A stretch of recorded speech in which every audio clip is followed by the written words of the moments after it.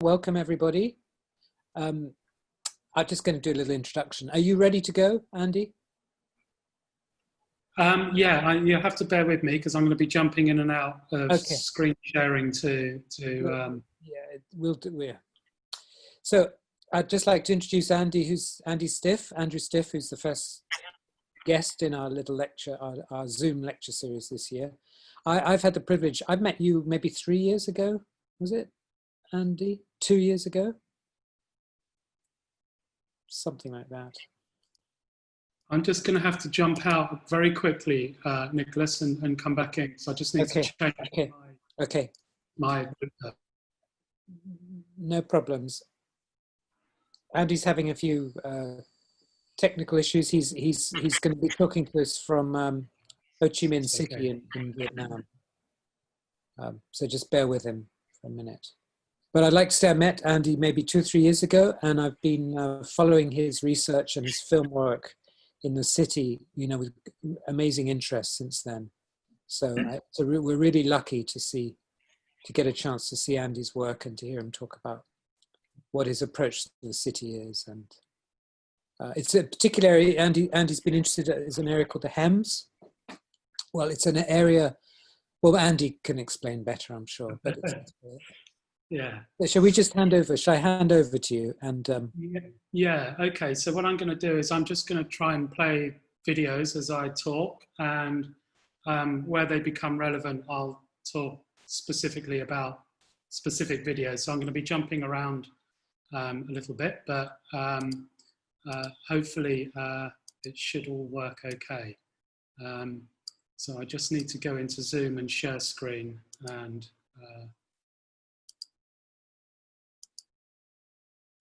click play. Okay, so, oh, sorry, I've got some notes here. Let me on my phone. Let me just.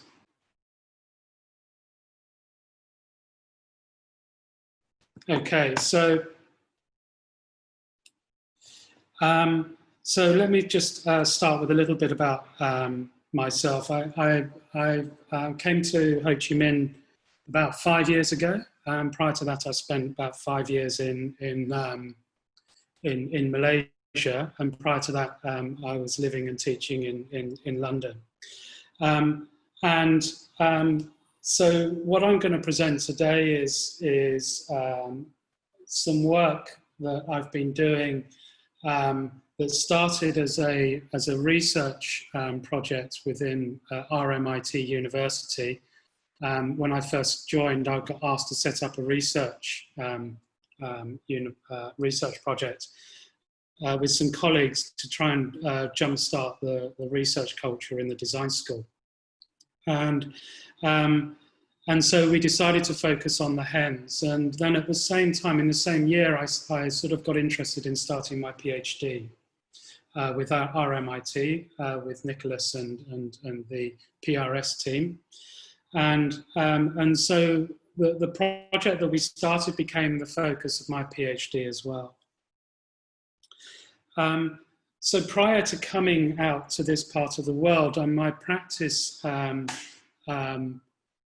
well, I actually originally trained as a painter, but I started working with a cooperative of filmmakers and designers called Diffuse, based in Clerkenwell in London.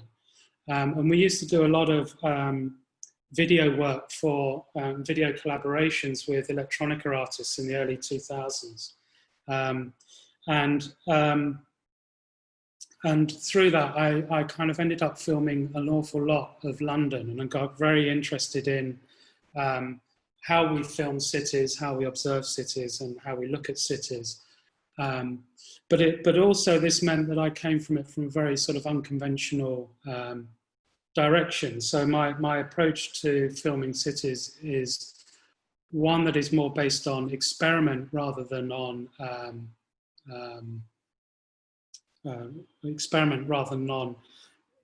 traditional filmmaking kind of approach. So when I came to Vietnam, we set up this research project, and we kind of started looking around for where we might sort of film. Ho Chi Minh City or Saigon is split up into districts, and District 1 and District 3 tend to be the business districts. So they're the kind of the center of the city, where most of the tourists gather, and hence they were kind of interesting. There's lots of hem spaces there, but they tended to be more tourist orientated and perhaps less what we were looking for. There's another district called District 2, but this was kind of too far from our campus, and it's also very kind of Western, so it wasn't so useful to work on. But there was one district which was very close to the campus, which is in District 7, which the district we looked at was District 4. And District 4's had kind of quite an interesting history, but also it contains a lot of dense hems, and is a very kind of, District 4 is essentially an island within the city. It's surrounded by, it's triangular shape, and it's surrounded by 2 canals and the Saigon River. So as an island, it's kind of developed, it's developed independently from the rest of the city in a sense, that it tends to be a space that everyone moves through to get to District 1, which is where all the business happens. But also its kind of history is a little bit checkered. It had a big gangland problem. The gangs used to operate in District 1, and then they would flee over the bridges into District 4 and then into the hems and disappear. So the police found it very, very difficult to kind of control it. So it's had this history of gangland, which still kind of is something that hangs over the district. Even though the gangs have moved on, they've been kind of pushed out of the area. But the rest of the city tends to look at District 4 as being very working class, relatively poor, and obviously with this gang problem.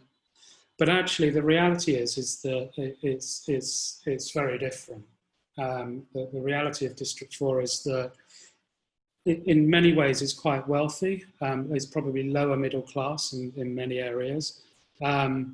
The people are incredibly friendly. It's a very safe and an incredibly clean area, even to the point that I took some Singaporeans there, and they were quite shocked about how clean it was, because they thought only Singapore would be that clean. The other thing that kind of interested me and was important in terms of my PhD is that this area has not really been documented that much. So there are kind of official maps, but they tend to work on blocks rather than on individual properties. So you tend to lose a lot of the detail that happens within these spaces. So let me find out where I am.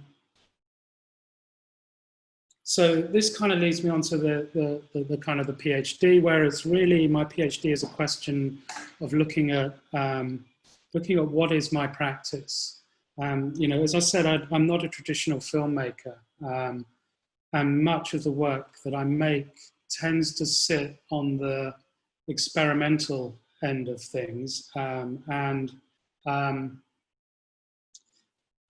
so it doesn't necessarily mean that I make complete films, or I make films that have a narrative that's a beginning, middle, and end. So really, the PRS or the PhD that I've undertaken has been about trying to explore what my identity is as a filmmaker, particularly as a filmmaker being a Westerner here in Ho Chi Minh City. There are many kind of problems on that, you know, in terms of how I look at and interpret what I'm looking at.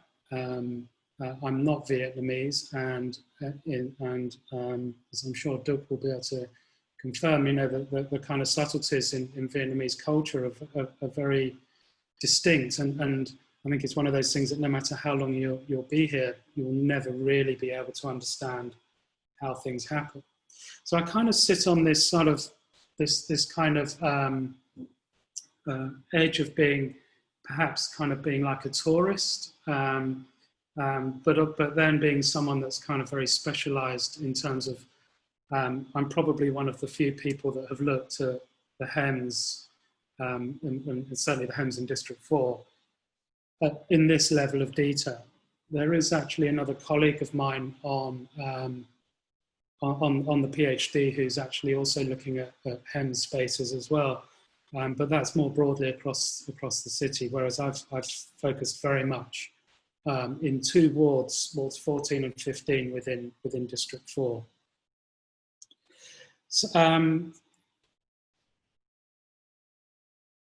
so let me just think where I am. So I'm kind of sort of thinking about what my contributions were, and my contributions really are towards the city. I'd like to think that the work that I'm going to show you will contribute towards an understanding about how the city has developed. It's obviously a contribution to the professionals within the built environment, in terms that I've been able to look at this in a way and in such detail that perhaps the professionals are unable to do. And the hope is that they will be able to look at it and help inform kind of making design decisions that reflect Vietnamese culture, perhaps more than an imposed one. But I guess the biggest thing is the contribution towards moving image, where I'm kind of trying to sort of qualitatively present these spaces in a way where it allows people to kind of build their own interpretation of how these spaces operate. And part of this comes from Kevin Lynch, and I deliberately call my practice moving image rather than filmmaking, in part because I'm interested by the notion of the idea of image. And I've got a quote here from Kevin Lynch, which for me has been quite fundamental all the way through this journey.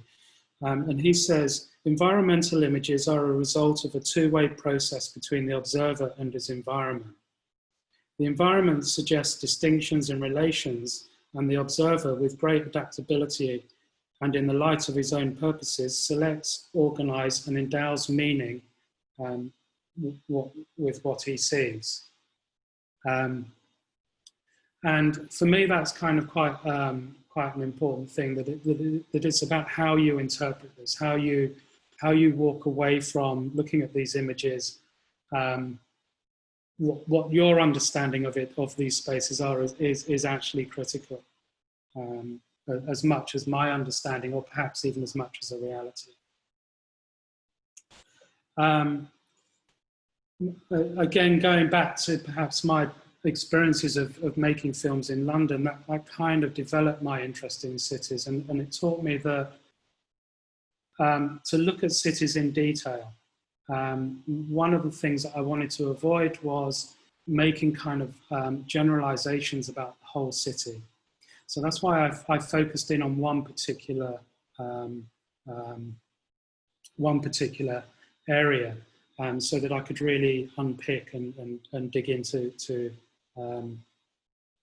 how I can interpret or how I can understand what I'm looking at.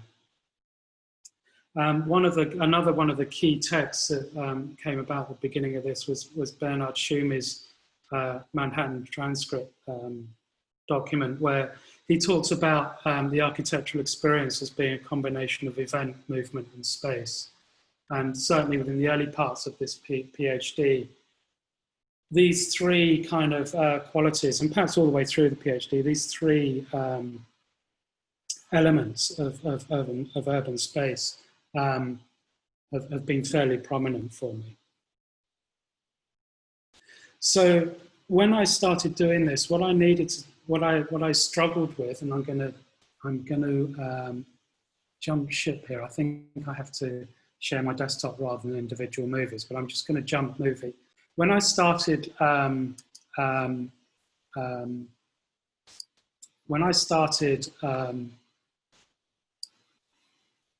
sorry, beg pardon, just try and get to my videos. Hold on, where am I?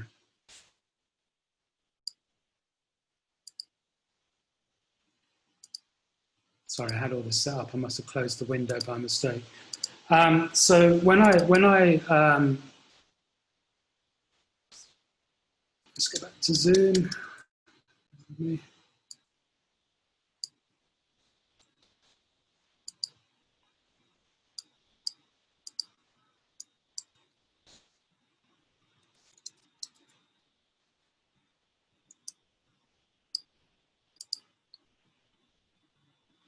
So I'm sharing my desktop. I think that'll be easier.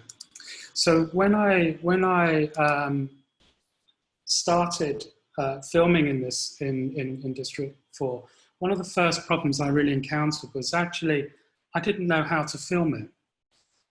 These spaces are incredibly complex and intricate, and everything is happening all around you. It's a kind of a 360-degree experience. And one of the problems I had was I didn't really know how. I couldn't apply what I was doing in London to these spaces, because how I was filming in London was very much a response to London as a city. Whereas what I wanted to do was be able to film stuff that was more of a response to the city of Ho Chi Minh, Saigon. So I think in my kind of panic, I started filming kind of things in detail. So I started filming textures and traces of activity. So the kind of the scratches, the marks, the graffiti. And here I got very interested in light and more the kind of ephemeral properties of the hems. And started filming with sorry, that's the same film. Started filming with yeah, so you can see here the scratches made by motorbikes on the walls, which kind of were interesting, but in a way, what was kind of strange about these is that they kind of lacked a sense of place. These could be anywhere, even though I knew where they came from. The actual images themselves didn't really reflect the wider city. So I kind of then moved on to start thinking about how I might sort of look at these spaces. So I kind of developed a process of looking at these things through a series of lenses and filters. But prior to this, I kind of had to make kind of big decisions about how I'm actually going to film these spaces. One of the big problems I have with filming these spaces is that the camera lens only gives you around about 70 degrees of vision. So you're only seeing 70 degrees of a whole 360. So there's 290 degrees, which is kind of missing. And those 290 degrees are actually quite critical to the experience of being in these spaces. Because being in these spaces, you know, if you sit down and have a coffee, you've got motorbikes whizzing past you that are, you know, kind of inches away from your head. You know, you've got people moving up and down, you've got dust carts moving up and down, you've got, there's so much activity going on, noise coming from everywhere, and movement coming from everywhere. So I needed to find a system, a way of being able to kind of start to look at these things. So I started thinking about my kind of experimental background and sort of ways in which I can start to kind of build up an understanding of these. of these spaces. So the way I actually kind of filmed became quite important. And I started out making sequences that were maybe 3 to 5 minutes long, but probably within a year into the project, I started to realize that these sequences were fine, but they weren't really telling me much information. So I started to play with the idea that maybe I could actually film over duration, that actually I could film over a longer period of time. And also to start thinking about actually how I use the camera. So I found 2 ways of working with the camera. One which is to actually just place it on a small tripod and just leave it almost a bit like a CCTV. So you just put it down, you press record, and you let it record for as long as the technology will allow me to record. So I think at this point, I did want to say that I haven't used massive technology in this. I've actually just used an iPhone. Initially an iPhone 6 and then an iPhone 8 when I upgraded.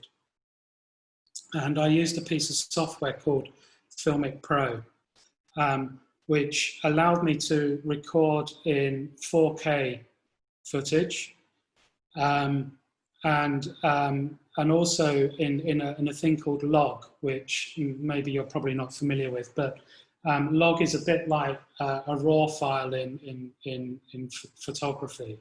So what it does is it reduces the color information so that it can pick up more detail. So it's about kind of maximizing the use of the processor within the camera. So the idea of this was that it was the intrusion as me as a filmmaker was kind of cut to a minimum.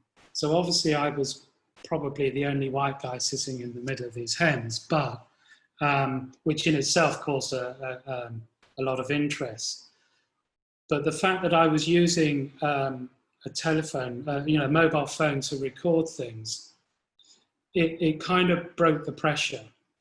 So there's a lot of concern in this area about developers and coming in and filming and wanting to move people on, and because the city hasn't got a great history in terms of people's rights to their houses. They tend to sort of step in and shift whole communities. There was a big area called 2TM in the middle of the city, which basically got cleared for a massive redevelopment, which of course is obviously going to be luxury housing.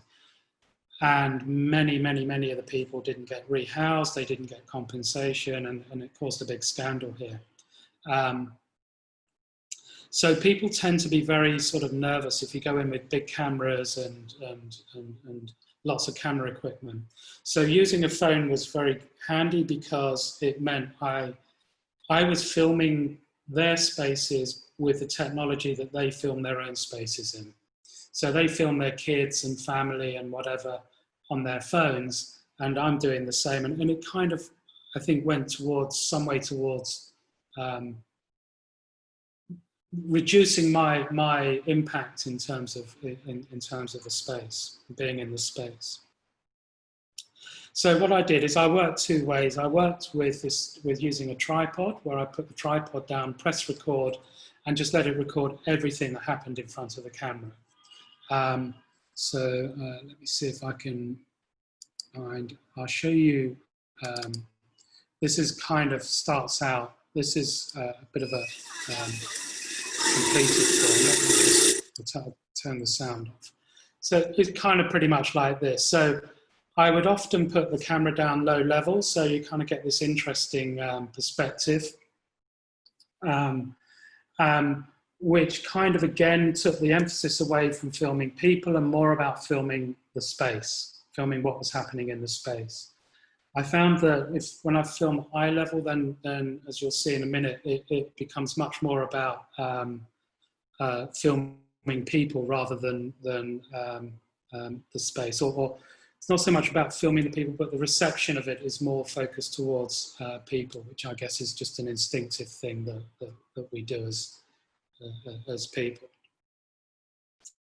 So the other thing that, the other way of filming was to use a gimbal, which is basically a stabilizer, which allowed me to then walk through the hems and actually record my walk through the hems. And again, this was done where I would just press record and just start walking, and the film ended up being everything that I could capture. So I found that my camera would get to about somewhere between 15 and 20 minutes, and then basically it would crash. Basically because it's capturing 4K film. As good as these cameras are, they're not meant to capture that length of footage in such a high resolution. But it was enough to kind of give me a good sense of duration. So here you can see a bit of footage where I'm kind of walking around with the gimbal.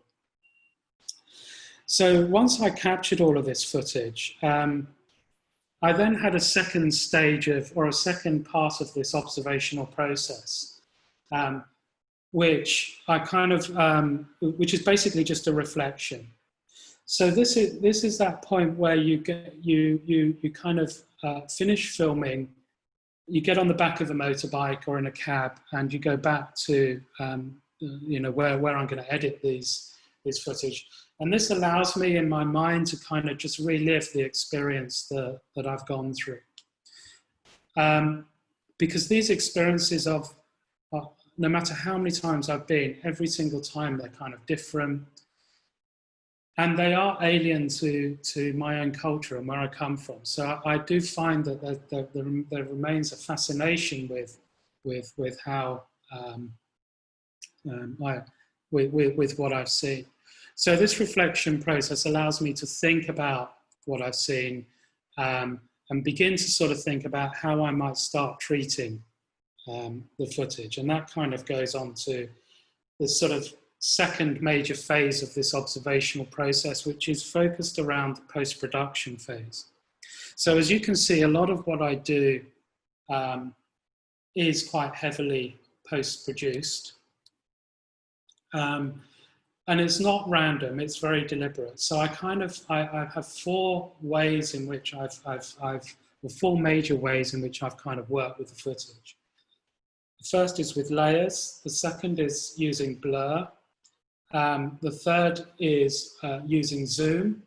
And the fourth is using an extrusion technique where I kind of work with the footage in 3 dimensions, which I'll go and explain in a minute. So just to show you kind of a little bit of this, so the footage you're looking at the moment is made up by layering the footage on top of each other multiple times. So I think this is made up of about 20 different layers.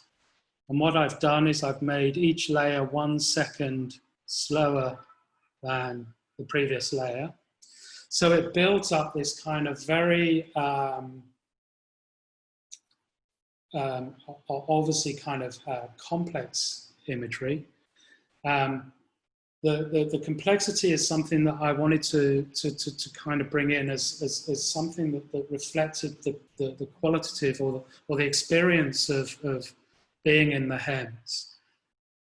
When you're looking through a camera lens, you're just seeing one particular thing, and actually the footage in its own right, whilst fascinating, is also kind of just doesn't capture the intensity of the spaces.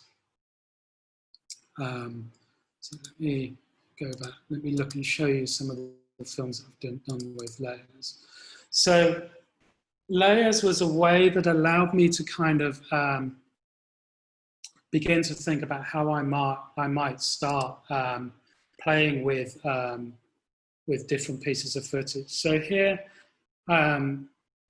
there's a Russian filmmaker in the early 20th century called Kuleshov, who did this experiment where he kind of talked about the image.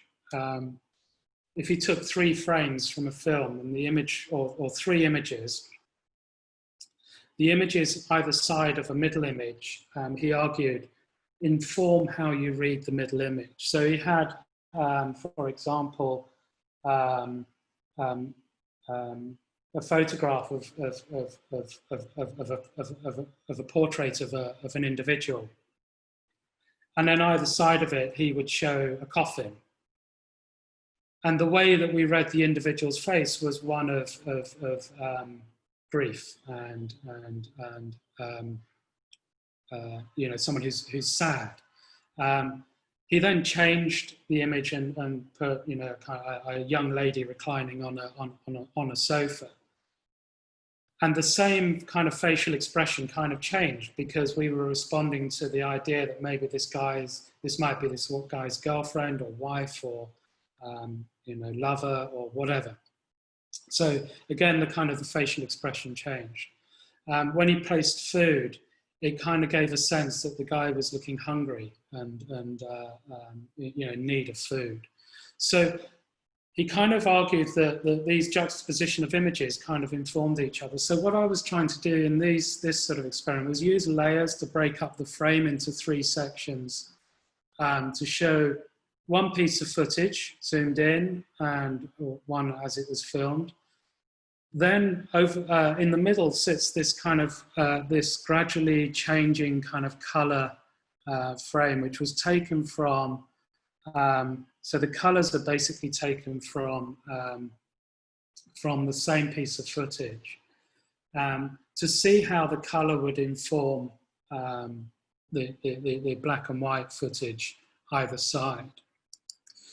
I kind of did some other experiments where I did it as a diptych and placed 2 films next to each other and then overlaid the color. So if I zoom through, you can see here it starts to go blue. So just did the color as an overlay on the black and white footage, just kind of just see how what this did with the footage and how much did this relate back to my original experience. What you'll see, what was quite common in a lot of the footage, is the second layer or second observational treatment that I used, which was to use blur. And I used 2 types of blur. I'll just call up some footage for you. So here, you can see I've used a focus blur, where this leaves one area of the footage in focus and blurs the rest of it. And the use of using, or the idea of using blur was about simplifying the imagery. Visually, these hems are so complex, there's so much information. I found that this was a really good way to be able to focus attention onto a specific thing. So here, it was the front part of the motorbike, which I thought was quite interesting. There's something very kind of high tech, very modern, surrounded by this kind of space, which is kind of very weathered and not particularly high tech or modern space. And let me show you some. So I also used blur to, I'm not sure how much you can see this because the videos, but blur to kind of blur out information so that we kind of respond more to movement. So the idea of kind of removing the visual information is to allow the eye to focus, or the mind to focus on the movement within these hems. So this is perhaps not the best. Maybe let me show you the one above. This is the full frame. So here you can see kind of things moving at the side. People walking in, walking out, motorbikes going past. But it allows us to. I've focused it on a bike mechanic who's working in the hems. And what's kind of interesting about these spaces, and something that does get lost again within the film, and again, I think that the blur kind of begins to reintroduce, is when you film this with a camera, the spaces become a lot more, they become much more spatial than they really are. These hems are very narrow. and one side of this hem to the other is probably maximum 2 meters. And so half of this hem is then taken up with this guy fixing motorbikes. His kind of workshop, which is behind him inside his building, is just a tiny part of his house, and is even smaller. So that's why he works on the street. And what's kind of interesting in this is I guess the kind of the way society works here. Rather than people jumping up and down and complaining about him using the hem space as a space to repair motorbikes, everyone gets on with it. Everyone kind of enjoys this, or not really enjoy, but kind of everyone just gets on and ignores it, and they all do it in their own way. So they'll all park their motorbikes outside. They may set up cafes, etc., etc. So they kind of move around this space. Again, this one perhaps is a little bit better in terms you can see a little bit more kind of how it operates. So again, here there's a focus blur, which I focus sort of much further down the end of the hem. And so you kind of end up with these strange kind of shapes moving in and out. And this kind of sense of movement, for me, is quite critical. And this is a short sequence from a bigger film, but later on in this sequence, you see a little fly dancing around the frame and things. So it goes from, you get these kind of really interesting scaled observations of these spaces. So the reason I talk about layers and blur is because these obviously work together. So with the blur, I've built it up with layers. So rather than just relying on the software, what I've done is I've actually sort of tried to, the lenses and filters I've created, I've tried to create them myself.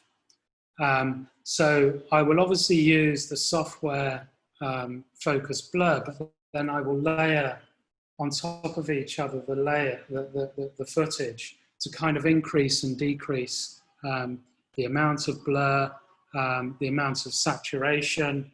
I mean, obviously here I've desaturated it and taken out pretty much all of the color. You can kind of pick up a few greens and reds, but pretty much got rid of all the color. So I found this way, by using lots of layers of footage on top of each other, I'm able to kind of customize what I see very carefully. I'm just a bit conscious of time because I'm running out of time. So I want to talk about another one, which is kind of, I didn't really play that much with, which was looking at zoom. And this was an experiment really trying to focus in on micro details that I was discovering in the hem. So this one is an object I found in the hem. And I became quite fascinated at the point at which it becomes a recognizable object. I'm sure maybe Duck will probably recognize it maybe from color.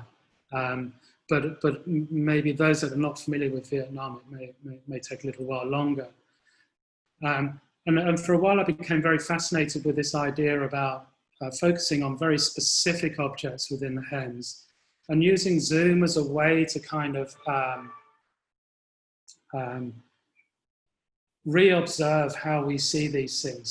So by focusing in on details, our observation changes. It becomes much more detailed and focused. And so you kind of get things like this. So this is basically a little plastic chair, which are kind of very familiar here in Vietnam, and well, pretty much the whole of Southeast Asia. They're very small. You sit down in them and the tables, they're probably about, the tables end up being like a foot or two off the ground. And you sit there and you drink coffee and have food, etc., etc., etc.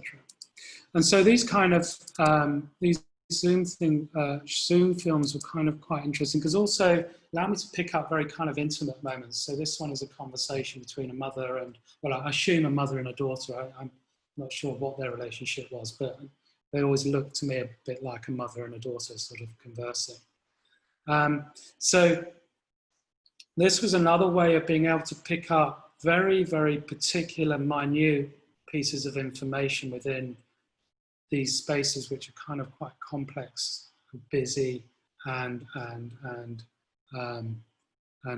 very dense. So let me. Sorry, closed the wrong folder. Hold on.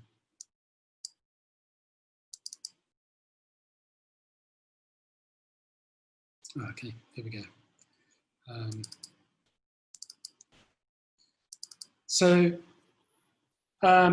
What I've been working on towards the end of this, because I'll try and wrap it up a little bit now, is working a lot with layers and working a lot with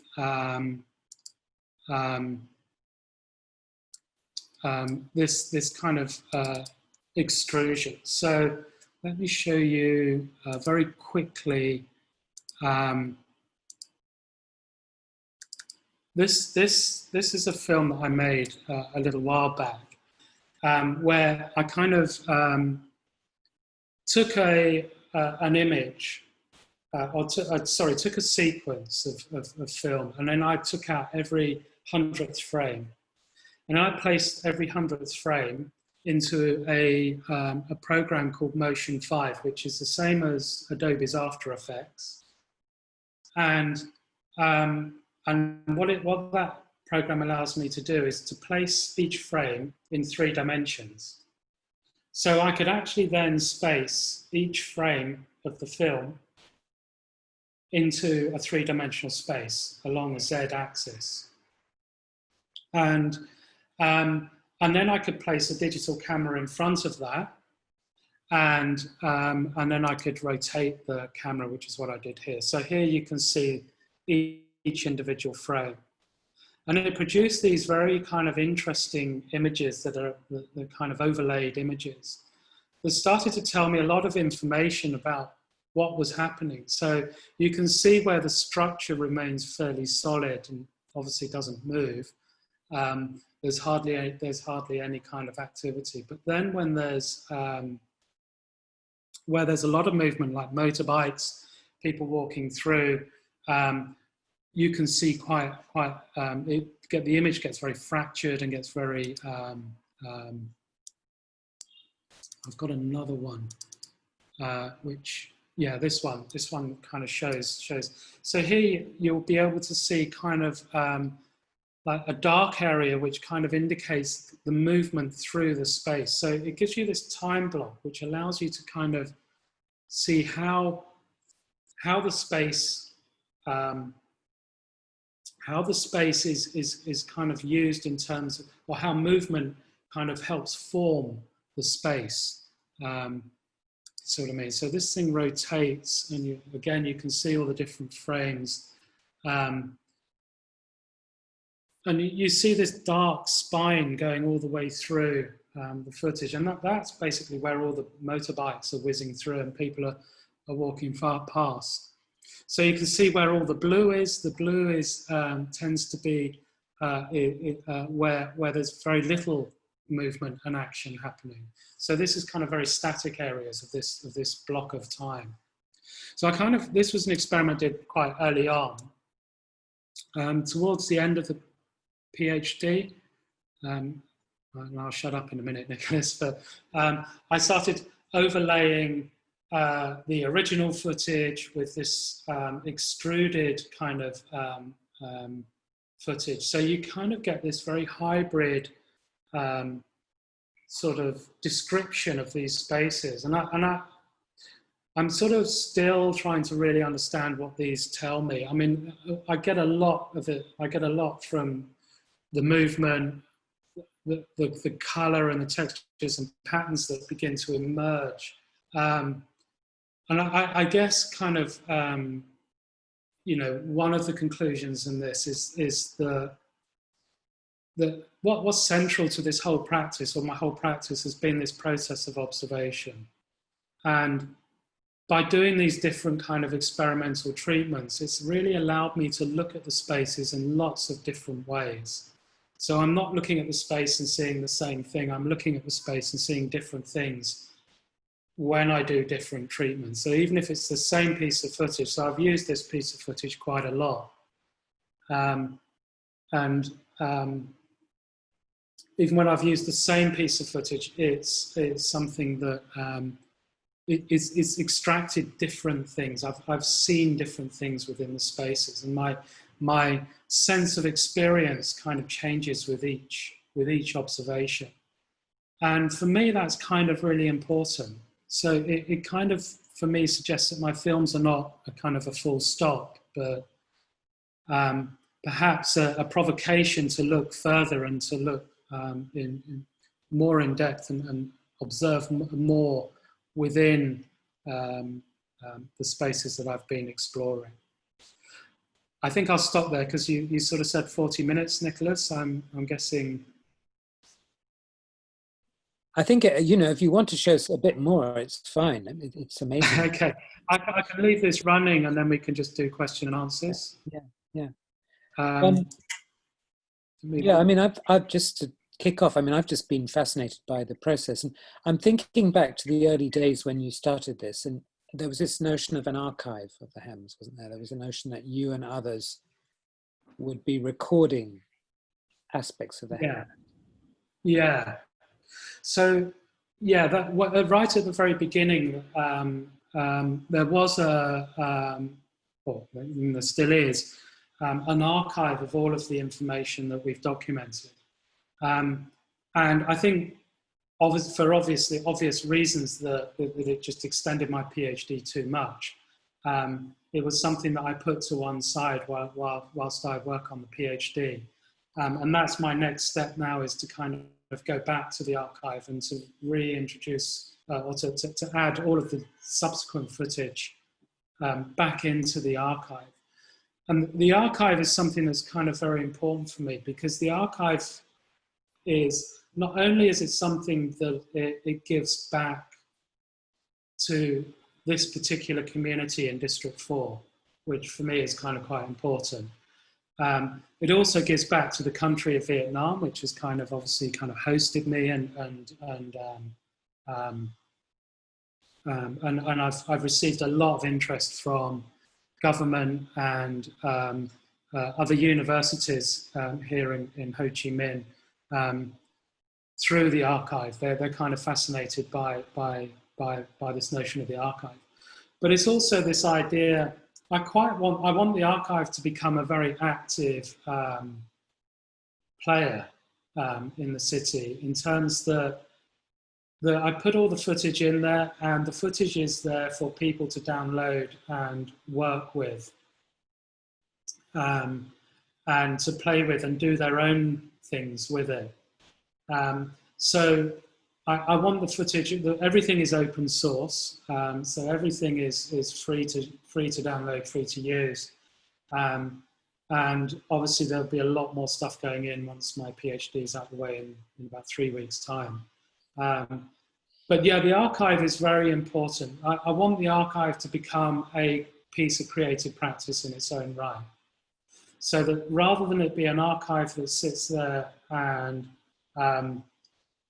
is a record of dead things or things that have gone, is actually quite a positive or a provocation for people to make new things with the information that's in there. There's a writer called Sven Spiker, who wrote a really interesting book all about archives, which was one of my kind of initial kind of influences when I set up the archive. And he talked about the archive not being a place of memories, because memory it belongs to an individual. It's a place where you make your own memories. So you kind of extract this information and you make your own things with it. And for me, that was kind of an important thing. I'd like to think maybe kind of Vietnamese people will do that. Maybe there's a few pieces of work being handed in as examples of student work. perhaps, I don't know. But I'd like to think Vietnamese people would be able to take this work and do something with it. But obviously it remains, it's there for them to use as they want. But yeah, the archive is very important. There's another aspect to this as well, which is another angle on this, which I kind of had to put to one side, which was using augmented reality. So I kind of made these films into, placed them in three-dimensional space. So in the same way that I did the extrusions, I made kind of augmented reality versions of those extrusions. So you could actually walk through the extruded spaces. And I did some films, which I'll see if I can find in a minute, but I actually did do some films where I replayed the augmented reality version of the film back in the spaces that I actually recorded them in. So you kind of had this repetition on, or you know, this placing a space on top of a space, in the one space. And that's probably something I want to experiment more with, again, when the PhD is out of the way, how augmented reality, you know, seeing this in being able to walk through what we're looking at the moment would be quite an interesting experience. Brilliant. Are there any questions? We've got a few minutes for questions. Any of you guys?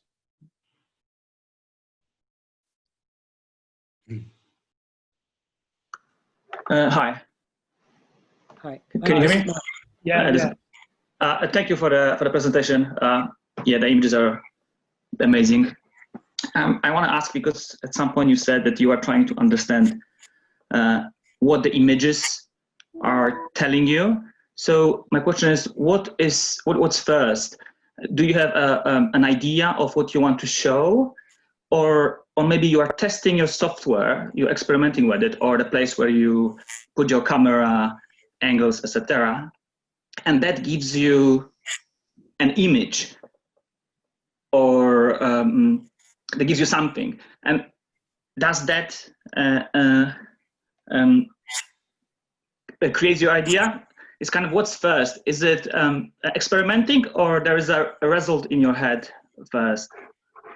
Yeah, that's kind of that's an interesting question. So when I go to these spaces, it's very much I don't go with an idea about what I want to record, and I certainly don't go with an idea about how I want to treat the footage. So for me, going there is a bit like I know it's often pulled out when we talk about filming urban spaces, but for me, it's kind of like a process of derive, where you just go there and you just walk through the spaces. For me, it's about capturing what I can. And then this kind of post-production process is about re-observing those spaces to try and re-embed the images with the experience of the space. Because the experience of the space is very, very different from what is captured in the raw film footage. It's a bit like when you take a photograph. It's that moment in time, but it doesn't really tell you much about the moment before, the moment after. And whilst duration helped give me a greater understanding by being able to film, say, 20 minutes worth of hem activity, it still lacked that sense of everything that's going on around you. It's not really chaotic because it's incredibly well organized. So when you're there, you've got motorbikes whizzing around, kids running around, people cooking, people eating, people drinking coffee, tea, whatever. It's very multifunctional space. It doesn't have a fixed usage in terms of the alleyway itself, and yet you never ever see accidents. You never see people being knocked over. You never see people, having their food knocked over. the people that live in these spaces are very, I mean, I did an exhibition with Graham, who's my supervisor, that was all, the idea of it was all about super tightness. And it was this idea that these spaces are highly efficient in terms of how people operate within them. And they kind of, you know, they manage to kind of operate and manipulate and maneuver around these hem spaces, these alleyways, in a way which is kind of, I guess, if they're born and brought up there, they're kind of very used to it. Most Saigonese kind of born and brought up in these kind of contexts, in these environments.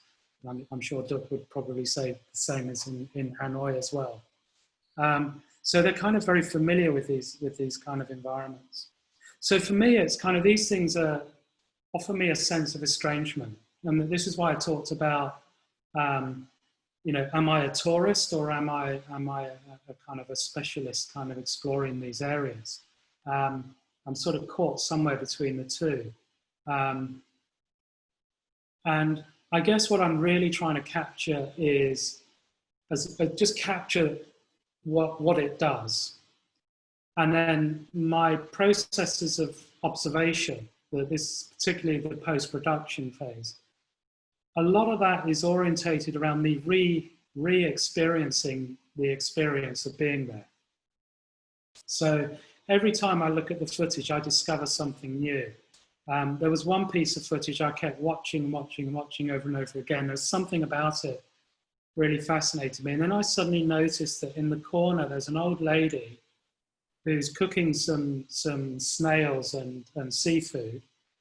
And she reaches up under some corrugated iron and pulls out a piece of paper and unfolds it, reads it, folds it back up again and puts it back into this corrugated iron sort of space.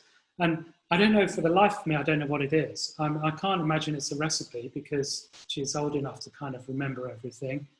Maybe it might be a Buddhist mantra, it might be a thing, or it might be a copy of her life savings. You know, I'm not sure, but it's hidden away, so it can't be seen. And she's there every day.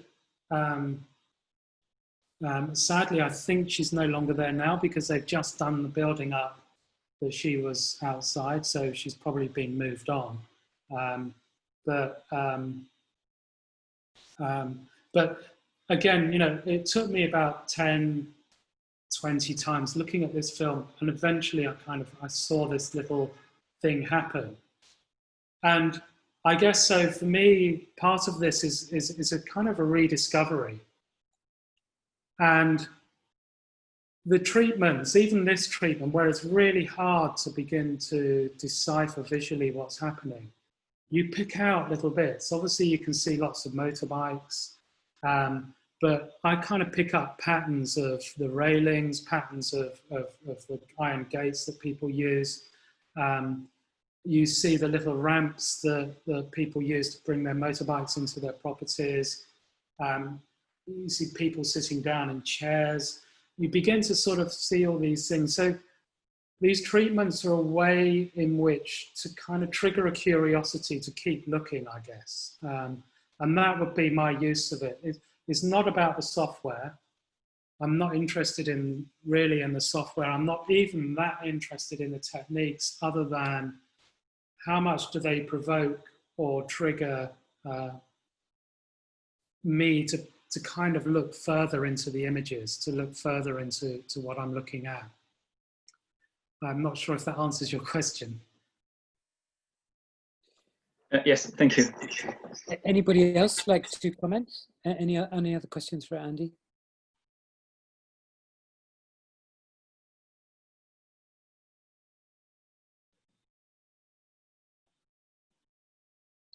Well, I mean, I think well, one of the things, if you're, I would say, if you guys, because from what Nicholas was saying, I understand you're going to Belfast to work with film in the city there. You know, my advice would be to try and record record duration. Don't record snaps. Don't you know? I started out 3 to 5 minutes, and they were kind of useful. But by recording duration, by recording something for 10 to 20 minutes, I found it so much more enlightening. In terms of that, you see how a little bit of the hem, a space kind of lives, how it begins to reveal itself over duration, which I don't think you get when you take shorter sequences. I think maybe that's a good point to end. And thank you very much. It's been a huge privilege for me to catch up with where you are, because I don't think I've seen your work for a year or so. So it's been. Oh, I'll send you my dissertation. I'd love to see it. I'd love to see it. Yeah. And good luck in 3 weeks. Yeah. Yeah. And hopefully our guys, we're right at the beginning of the year, so maybe we can keep you on the loop of what we're doing. Yeah, I'd love to. Yeah. And I'm happy to share films and send films out if you guys need stuff. I can. I'll send you links to my Vimeo page. Okay, that'd be brilliant. Yeah, if you could do that, we could put it on our blog, and then yeah. Yeah. Okay. Okay, thank you very much. What the etiquette for Zoom is, do we all clap or something? Or yeah. Okay, thank you, Andy. That's brilliant. Yeah, thanks, Nicholas. Thanks, In touch. Thanks, guys. Good luck with it. Okay.